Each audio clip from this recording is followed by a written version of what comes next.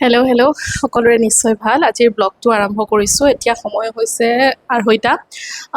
আজি আচলতে কাম এটা আছে, সেইবাবে ওলাই যাওঁ। দ্বিতীয় অফিচলৈ যাম আমিনগাঁৱৰ। মোৰ অকণমান লাইচেন্সৰ কাম আছে। আপোনালোকক ব্লগবোৰত কৈয়ে থাকোঁ, মই স্কুটি এখন খুব প্ৰয়োজন হৈছে নিউজ সংক্ৰান্তীয় কামত ওলাই যাবৰ বাবে। গতিকে ভাবিছোঁ লাৰ্ণাৰখন আছে, আগতেও এবাৰ এপ্লাই কৰিছিলোঁ ক'ভিডৰ আগতেই, কিন্তু ক'ভিড আহিল, মাজতে অফিচ বন্ধ হৈ গ'ল। সেইখিনি সময়ত সেই চিটুৱেশ্যনৰ বাবে মোৰ লাইচেন্সখন নোলালগৈ। গাড়ী লওঁ নলওঁ পিছৰ কথা, কিন্তু আগতে গাড়ীখন লোৱাৰ পিছত কি কি কাগজ পত্ৰ থাকিলে বিপদ নাহে সেইখিনি আগতে যোগাৰ কৰি লওঁ। বাকী গাড়ীখন বিশ্বকৰ্মাই দিলেহে হ'ব, নহ'লে নহয়। কিন্তু লাইচেন্সখন উলিয়াই লওঁ বুলি ভাবিছোঁ, সেইবাবে আজি মই আমিনগাঁও দ্বিতীয় অফিচলৈ এতিয়া যাওঁ। চাই লওঁ কি হয় আগলৈ। গতিকে ভিডিঅ'টো ঘৰৰ পৰা আৰম্ভ কৰিছোঁ। এতিয়া যাওঁ ব'লক। বৰষুণ এজাক গ'ল, বতৰটো খুব ধুনীয়া দেখা। আৰু বৰষুণ নাহিলে ভাল আছিল এইখিনি সময়ত। এইডাল আমাৰ চোতালতে থকা আমৰ গছ, খালেও কেইবাটাও পাৰি।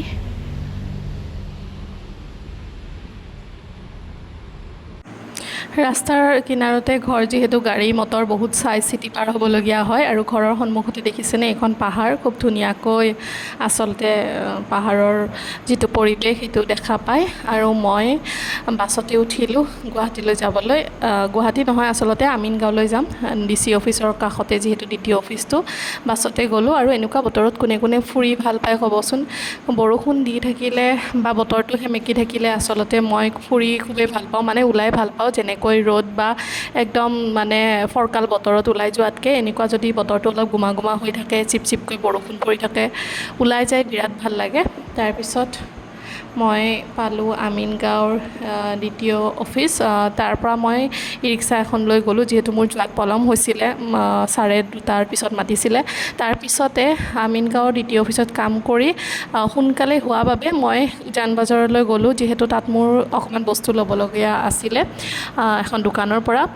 সময় হোৱা নাছিলে, প্ৰায় 2 সপ্তাহমানেই হ'ল যাবলগীয়া হোৱাৰ পিছতো সময় হোৱা নাছিলে। সেইবাবে তাৰ পৰা মই টেম্পো এখনত উঠি গ'লোঁ।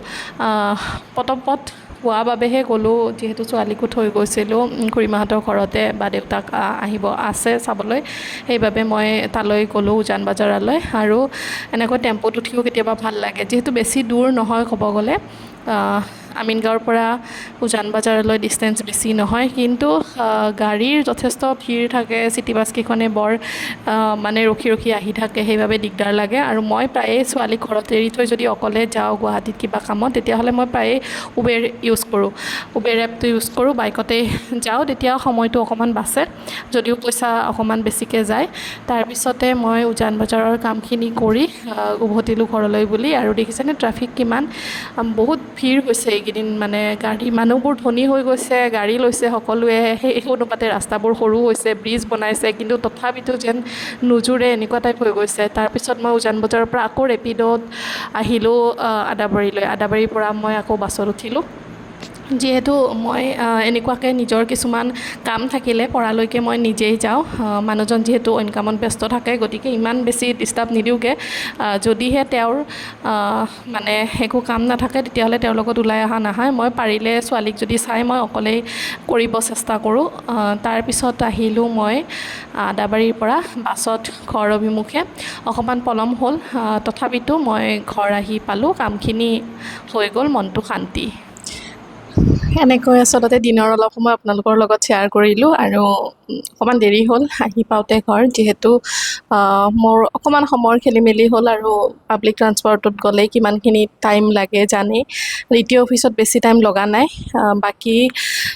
বাকী মই যিখিনি বস্তু আনিব গৈছিলোঁ, মই এই কেইডালমান ধাগা আনিব গৈছিলোঁ। এইটো আয়ুৰ্বেদিক কিবা এটা মেডিচিন বুলিয়ে ক'ব পাৰি। অলপমান হেল্থ ইছ্যু কিবা কিবি হৈ আছে সেইবাবে। আৰু বাকী মেইন বস্তুটো এইটো, মোৰ ফাইনেলি ড্ৰাইভিং লাইচেন্স হৈ গ'ল।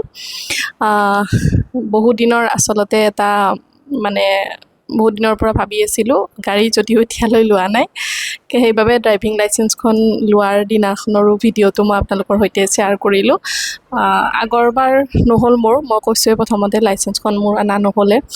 গতিকে এইবাৰ ড্ৰাইভিং লাইচেন্সখন আগতীয়াকৈ লৈ ল'লোঁ। আৰু দিনটোৰ কিছু সময় আজি বৰ বিশেষ একো নাছিল যদিও আপোনালোকৰ সৈতে শ্বেয়াৰ কৰিলোঁ এই ব্লগটোৰ জৰিয়তে। কাইলৈ আকৌ নতুন ব্লগ এটাৰ সৈতে আপোনালোকক লগ পাম। আজিলৈ ইমানেই।